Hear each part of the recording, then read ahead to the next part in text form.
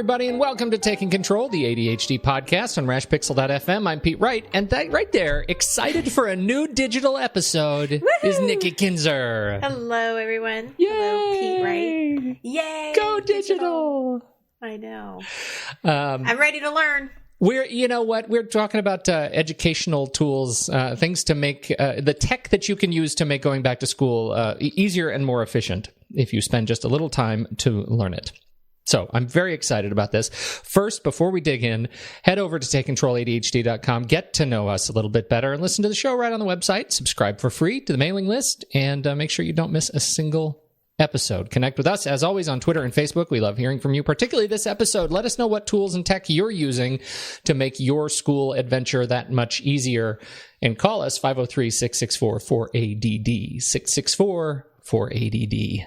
Don't be shy. Call. Don't be Leave shy. a message. That's Even right. if you don't want your message online or on the air, you can still leave one and we'll answer your questions. Right. That's it. Mm-hmm. We'd love to hear it. All right. Okay. So, school tech. School tech.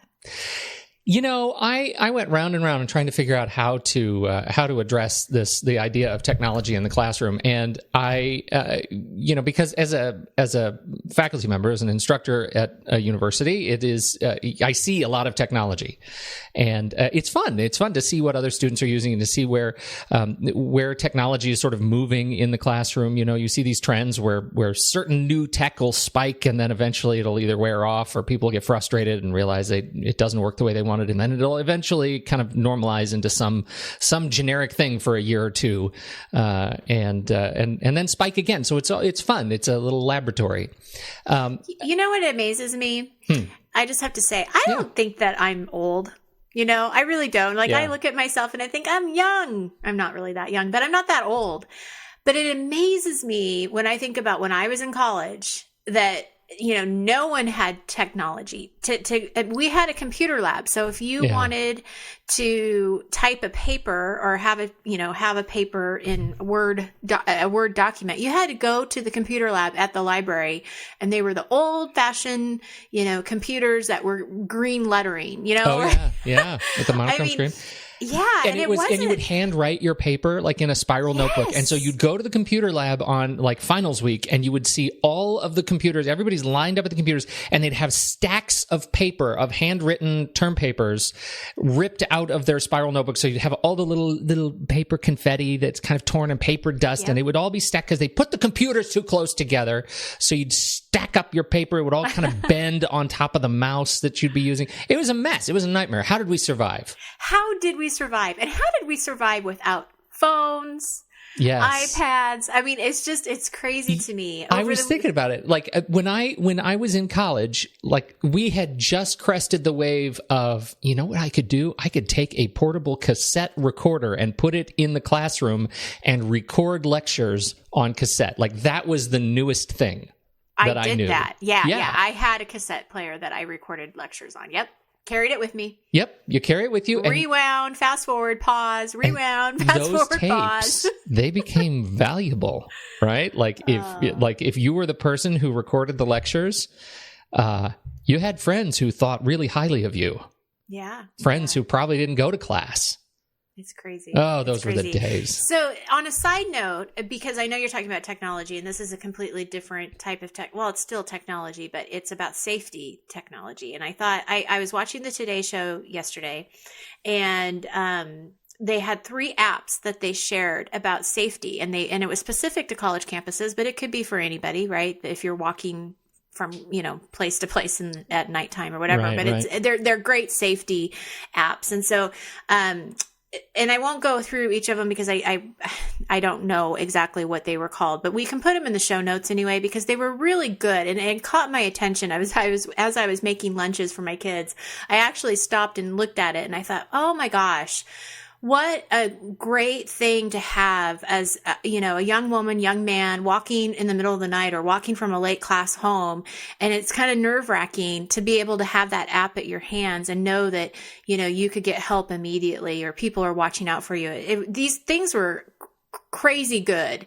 So I will put that on the show notes so that people can see that segment because it really is great. I mean, talk about putting technology in the spotlight or shine. What am I saying, Pete? Putting a spotlight on technology. Putting a spotlight. Yeah. That's good. That's really positive. Not that it's not positive in the first place, but, man, I wish I had these when, I was in college. Totally. I think we sort of undersell. It makes me think of that scene in Pitch Perfect, and you saw Pitch Perfect, right? It's been a while, but yeah, I've seen it. She shows up to school, and the girl comes up to her and says, "Here's your university rape whistle. Remember, don't blow it unless it's happening." And it just made me cringe because I was watching that with my daughter, and she's like, "What's that all about?" It's like, "Oh, honey, let's talk about safety on campus." Yeah. So anyway, not to deter you from what you're going to talk about today, but I just wanted to bring that up because I thought it was good info. It is great info. And, I would pass on another link from Sean Blanc's fantastic newsletter. The Fight Spot came out this morning, and he posted this new article on his website called Visualizing Your Ideal Workspace. And I'll put that in the show notes. I loved this piece. It just hit. I haven't even finished reading it because it's kind of long and really, really introspective. But it is a beautiful sort of treatise on how you work. And if you really walk through what is your really, really beautifully articulated vision of how you would work best, I think it's a really great exercise to go through as a new student when you start, seeking out your best places to work. And in Sean's case, he says, my list is a huge, huge tabletop, 150 square feet big, 5 feet deep and 30 feet wide. It has to be big because it has multiple spaces on it. One area for a computer and keyboard, another for spreading out books and notebooks for research, and still enough space left over so that there's a clean space somewhere.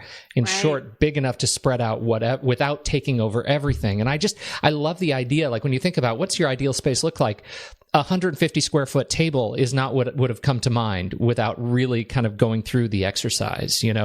We usually we take what we're given. You're issued a desk, you're issued a cubicle.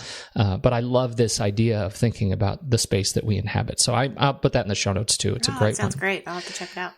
I approach this with from a couple of different directions. Briefly, I want to talk about out of class stuff. We talked a little bit about finding a great place to study last week. Where can you go to find peace to study? And one of the things we talked about was using a good set of headphones to mute the surrounding environment. What if your place happens to be a coffee shop, and there's a lot to be said for the coffee shop vibe, and the white noise that's created by the sound around you and conversations around you that can stimulate just what you need in your brain to allow you to focus on what's going on. For me, that works really well. I don't, I sometimes go to a coffee shop with no headphones at all, just because the ambient sound is really good for triggering my focus vibe, when I really get started. But sometimes when you go to a busy coffee shop in an area that is very popular with your friends, it's hard to focus because they keep coming up and talking to you. Oh, sure. So, I have this set of headphones, very cheap, the Sony MDR ZX100 over-the-ear headphones. They're big cones, right? They're not the in-ear kind. And they do two things. First of all, they do exactly what we want them to do. They mute the sound just a little bit, even if you're not listening to anything in them. They don't even have to be plugged in. If you do plug them into your phone, listen to some music softly, they do an admirable job of getting sound into your head, right? They're not terrible headphones. They're cheap, but they're not cheaply made. They're really good headphones. Don't go spend $200 on Beats headphones. Don't do that anyway, because they're not great headphones. But don't do it for this purpose, right? Spend your $15 on these little headphones and they serve this secondary purpose of when your friends see you with these cones on your head, they're less likely to bug you. Totally. Right? That's what I was thinking. Yeah, it's like a flag that says "Do not disturb." Right. That's what these big headphones are. And so it's like shutting the door to your office. Yes. Absolutely. Okay. So that's number one. Find some good headphones. Number two, get good at dictation. And there are two kinds of dictation I want to talk about. First of all, is the kind of automated assistance that we have at our beck and call right now. If you have an Android phone or an Apple iPhone, you have access to OK Google on Android and Siri with iOS. Both of these automated assistants allow you to do really, really wonderful things that help you be more efficient when you're on the go. And when you're busy, you need to have a way to trust that you're getting what you need documented right away. Things like adding reminders. Siri, remind me to do that thing right there when I get home. Or, Siri, add pickled herring to my grocery list, while you're running across campus, whatever your need may be. Both of these services have commands that you may not know about.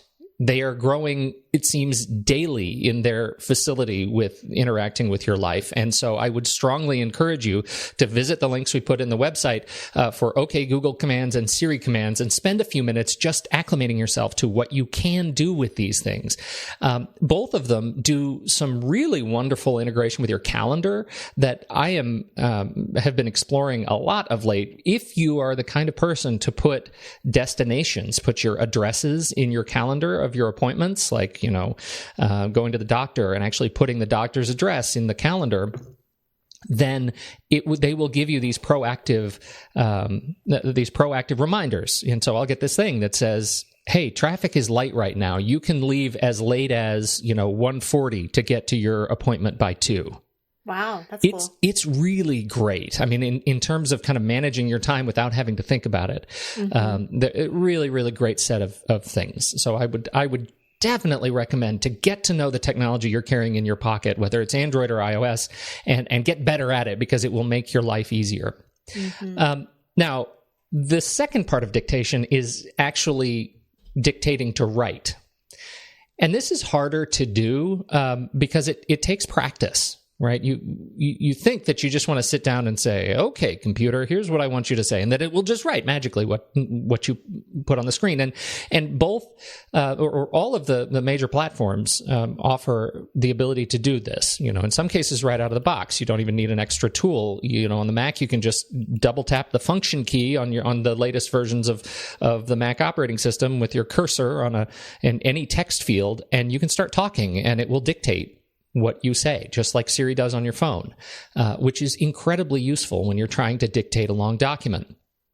And so you can write your papers, you can write you can write notes, reminders, emails, whatever you want to do, you can write. You can get even more advanced applications like Dragon Naturally Speaking for Windows or Mac, and that offers some incredibly rich tools for dictating on the Mac. If you're dealing with any sort of repetitive stress injury on your wrists, dictation is incredibly powerful and useful for you. But I find if I am struggling to get ideas out of my head, sometimes it's the connection between fingers and keyboard that are giving me trouble. And if I could just say it, if I could just get it out there so that I could read what's in my head, it's easier for me to go back and edit something that's already out there than it is for me to get it out there in the first place by typing it. In some cases, it's just the opposite, right? In some cases, I can't talk fast enough to get the idea out of my head, and I need the brakes that are applied by the speed of my own typing to actually be able to really focus. And so you kind of have to go both ways. But I've been using dictation a lot for the last couple of years, and I find it really useful. So I recommend that. So could you use these... could you do this like if you're in the car and you have an idea and you want to capture it, and could you use this for that too? Well, I'm glad you asked that. So when you're on the go, you're in the car and you use, if you just have a quick idea like, or something that remind me to do something like this, right?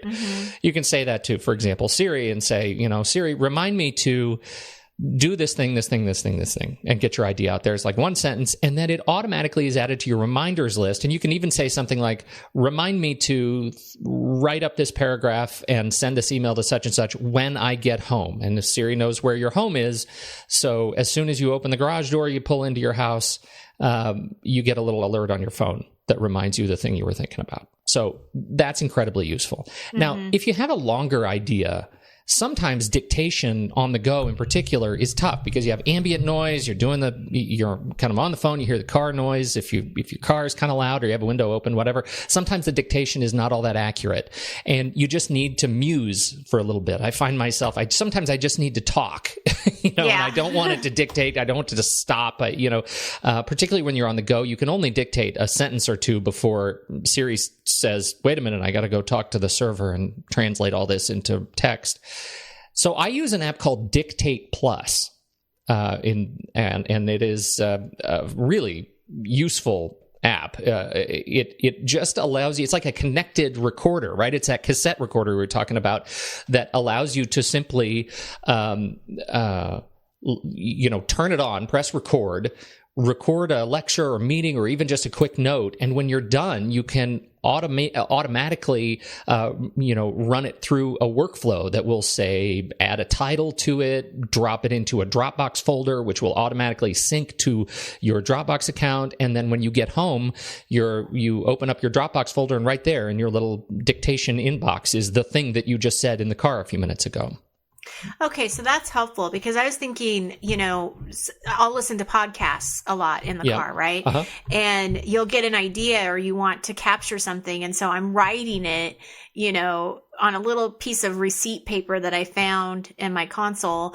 And I'm trying to, you know what I mean? It's like, it's stressful. And so this would work. One of the coolest things about iOS 9, which just released, and you may have seen an alert pop up on your phone. iOS 9 just came out last week, and they've integrated a new set of sort of deep linking tools. And I won't go into too much depth there, but one of the cool pieces of this new kind of way the operating system works on your phone is that while you're listening to the podcast, you can hold down the home button and say, Siri, remind me about this later.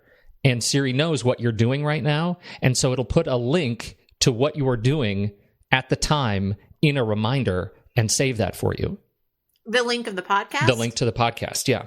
Oh, interesting. To where you are in the podcast. So that's a kind of a useful tool. It hasn't been implemented by all of the podcast app manufacturers yet, but in many of them it is. And so you can start kind of playing around with how, and this is another reminder, go look at the Siri commands that you can use because those kinds of things get surfaced in that list. So super interesting. Fun. Yeah.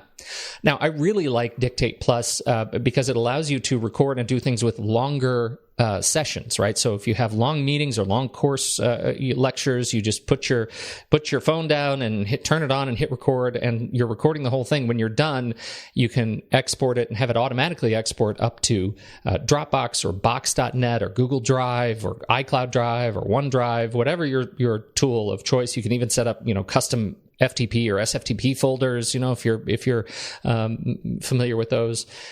Very, very, very, very useful. I have set up a number of clients actually who are, therapists or doctors who record their sessions for their clients, and they use it as a way to get these things to their clients. A very, very useful tool and well integrated with sharing services. So, yeah.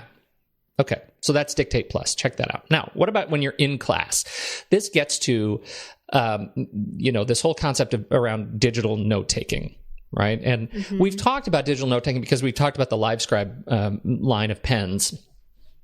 And it's, Was that last year? Yeah, it was last year. It was a while ago. It was around the back to school stuff too. Yeah. I think we really focused on that. So I think if you're interested in more detail about LiveScribe, check that out. Generally the tools, the way I think about digital note taking, and I think we're going to talk more about note taking next week, right? Next week is going to be more about how to study correctly. Okay. Well, some of this it gets into how you take notes, right? Because some of these apps are really specific for how your mind works with notes. And so, Beth Holland, came up with the 4 S's of digital note taking, right? And it's a way to think about the tools that you use. Are they going to meet your needs? The 4 S's are support, save, search, and share, right? Ooh, like that. Mm-hmm. So first of all, do they support you? Are you able to make use of multi-sense input in some note-taking cases, do you record audio in line with your notes? The LiveScribe is one tool that does this. So it records the lecture that you are taking notes on while you are taking notes with the smart pen and smart paper, so that later you can go back and scrub through your written notes and jump directly to the portion of the audio of that place where you were taking notes, right? So it's really, really useful in that. So support. Save. Does it allow you to instantly save your notes, the notes that you took, in another format, or back up your notes in a way that you don't lose them in the future, right? Does it allow you to search? Do you have the ability to keyword and tag your notes so that you can search and find them later? And does it allow you to share them? Does it allow you to collaborate with others using the notes that you took, using, say, Google Drive or Evernote, that kind of a thing? So support, save, search, and share. I like having that. Yeah, I like having it in the kind of the back of my mind. And now we have just the straight up hardware, right?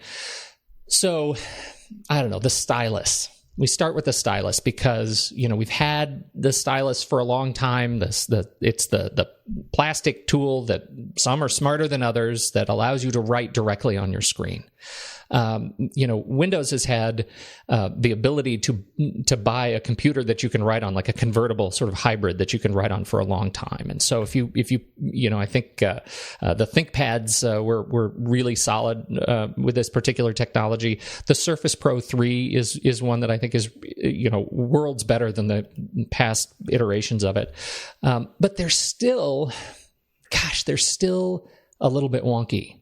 And the reason they're wonky, and I'm talking about, both anything where you're writing directly on the screen, whether you're using like the Adonit Jot Touch or the Pencil by 53 or the Bamboo Stylus, all of these things are wonky because they're too slow, in my experience. They are way too slow and fiddly. So you sit down to write on your iPad or write on your screen, and you're writing as fast as you can, and suddenly something happens. There's a memory allocation error, and the pen stroke slows down, and now you're fiddling with the connection, and by the time you get all the fiddliness and wonkiness worked out, you've missed the concept completely. The instructor has moved on, and you're lost, right? Yeah. And there's nothing worse as an instructor than hearing somebody who's dutifully taking notes on their iPads, and they say, wait a minute, I missed that last thing. Because I know why they missed that last thing, right? They missed that last thing because they were fiddling with the damn stylus, and it makes me crazy. It makes me absolutely crazy. So that's why I come back to these digital pens, right? Pens that write on real paper, with real ink, even though they are digitizing, because I'm a huge fan of digital notes. I really am. It's just a matter of how you get the digital notes into the device. And so, the LiveScribe 3 smart pen's about $140. It is right now kind of the king of the hill, right? It records audio. It allows you to do the scrubbing through the notes that we talked about. But you're still writing on paper. And so when you're finished with the notes that you've taken, you can sync them over to your iOS or Android device or your computer and look at them later and archive them and keyword them and all that. And export them into all sorts of different formats. That's really useful stuff. There is a new tool on the market from a competitor, which is crazy because LiveScribe it really sort of corners the market here, from Wacom. And Wacom does they do the digitizing tablets, right? So you plug them into the computer. This is what you see, designers use, and photo retouch artists. They have this tablet that connects to your computer and allows you to work with a pen on your computer as an input device. They're very, very good at what they do. And they have a new tool. It's called the Wacom Bamboo Spark. It has not actually been released yet, but it will be released in a couple of weeks. Right? It's very, very new. It's for $159. It's a folio. It's like a fold-over case. It has paper in it. It has a smart ballpoint pen, and it's the folio that has the intelligence in it. Right? So it's not the pen. So the pen is smart, but it's looks more like a pen. It doesn't have all the smarts in it that the LiveScribe does. So the pen doesn't require sort of larger hands. The LiveScribe pen is pretty big because all the smarts are in the pen. In this case, it's just a small kind of ballpoint pen that tracks on the paper. So you write on a piece of paper, you're writing, taking notes, drawing shapes, et cetera, and then you push a little button on the folio, and the little light changes from blue to green, and that allows you to flip the page. So you move to a new page, start writing again. So every time you turn the page, you hit that little button, and it saves a page. You can save up to 100 pages in its little buffer, so you can write for a long time, right, before you then have to sync to the cloud or to Wacom's InkSpace service that allows you to then go download all of your notes to your iPad or your computer. Looks really, really cool. And it's, I like the idea that it's a little bit easier to write. It's got a smaller pen. And so it's something I think to really keep an eye out for. So again, a couple of weeks, $159, Wacom Bamboo Spark. I think it's a perfect tool for the classroom. So I love these two tools because they allow you to really support that, support, save, search, and share feature. But then we come back to the tried and true. Mm-hmm. Your stinking keyboard. Right. You just can't go wrong with a keyboard. If you can type, a keyboard addresses so many of these things. And so I have some recommendations for a few keyboards. Keyboard's a keyboard. Logitech kind of corners the market on some of these portable keyboards and keyboard cases. So you can get like a full-size Bluetooth keyboard, that you kind of put in your briefcase or your backpack if you want the full-size experience. Some desks in classrooms are small, but if you're on a table, it's pretty easy to pull out the keyboard. They have I have options in here for both the full-size Bluetooth multi-device keyboard that has a little switch on it, and you can switch between your phone and your tablet. And if you take it back to your computer, or your laptop, you can have the full-size keyboard, and it's connected to all three of your devices, which is nice. They have a similar one that has a solar charger in it, so no batteries. As long as it's in light, it is getting power, and so you never have to charge it. That's pretty handy. The really, really portable keyboards, Logitech has the Keys to Go keyboard. It's rubberized, and so it's safer from the elements. You can spill things on it, get dust in it, it doesn't muck it up. You can just wipe it off. I use personally the Logitech Type Plus keyboard case. It's a bigger case. It's pretty rugged, but I have had some good success with that. And one of the most well-reviewed keyboards on the market is the Microsoft Universal Mobile Keyboard for Windows, Android, iPhone, and iPad. Man, people love this keyboard. I played with it a little bit at Best Buy, and it's great. It's got a really nice touch to it. It seems like a really solid device from Microsoft, so that's one to certainly check out. I think that all of these are great tools for taking notes in class, and the keyboard in particular really assumes kind of a linear approach to note taking, where you can touch and type and just keep kind of moving through the notes page. I'm still, personally, when I sit down to take notes at a meeting, I am just using my field notes or Moleskine and a pen. Mm-hmm. And I then take pictures of my notes and scan them later into Evernote for review and tagging and filing.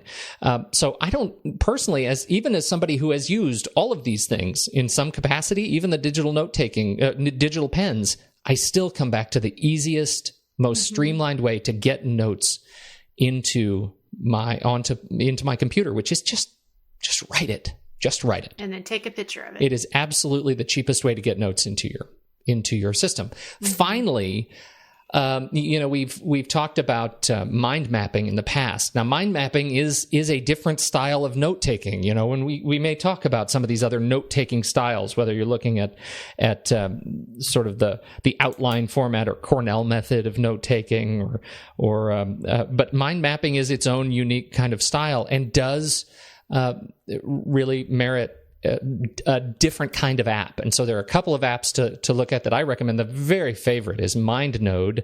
It's for iOS and Mac. But it's just beautiful, elegant, and fast. And that's really, really important. If you're on the web all the time, you might check out Coggle.it, COGGLE.IT. Coggle is a mind mapping tool that is beautiful, very smooth. You sign in with your Google or Gmail account, and you're off to the races creating mind maps that allow you to frame your ideas and brainstorm and really good stuff. I like what it. Do you think? Again, what do you think? You are so full of information. Well, I'm full of something. It's crazy. Crazy technology. How do you take notes? How do you take notes yourself? Well, I still use pen and paper, or if I am with a client and I'm taking notes, I do it on the computer. Yeah. This is what I find. And, we talk back to my experience in the classroom. I find students of late We have this new crop of all sorts of digital tools and styluses and new tablets and all these sorts of great things are coming out. And so I'll see students using them for a couple of weeks, and then they will get frustrated, and eventually everybody comes back to paper. Everybody comes back to paper or a keyboard. Yeah, Those are the two. I think your point was well taken earlier when, as a teacher or professor, you get frustrated because you know that the students aren't getting everything that they are supposed to get out of the lecture because they're paying attention to the pen that's not working. And that's exactly what's happening is they're not listening or paying attention or focusing on you. They're trying to figure out how to make all of this work. Yeah. So if you're not recording the lecture, you're going to miss half of it. You're going to have to go back. Hopefully, if you are recording it, you can go back and listen to it and figure it out, but still, yeah, I can see, great tools, but I can also see how they can kind of lose their, shininess appeal as well. They sure do. And so, I think when you really step back and think about how your brain works, right? The nice thing about pen and paper, whether you're using one of the digital pens or a pen and just plain dumb paper, it allows you to take notes in any style you want. It allows you to be very, very flexible. You don't have to switch apps to go to a mind mapping app. You don't have to switch apps to go to a Cornell method note-taking app. You can just write and draw all over your page, depending on whatever context you might be in.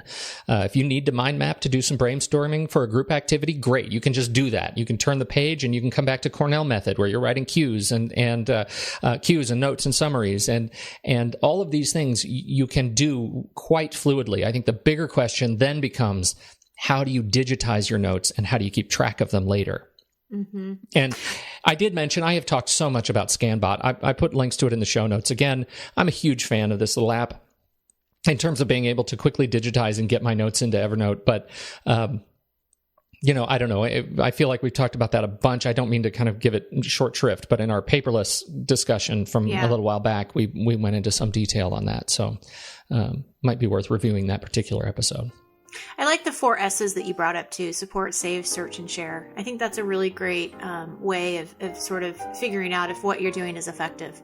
Does it meet those criteria? So I like that. That's good. Really applies well specifically to digital note taking, but you can embrace and extend that to other areas of figuring out how your ADHD affects you.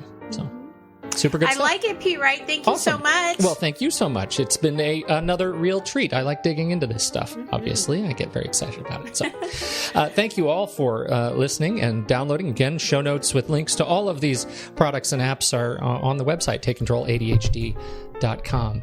So head over there to check it out. And on behalf of Nikki Kinzer, I'm Pete Wright. We'll catch you next week on Taking Control, the ADHD podcast.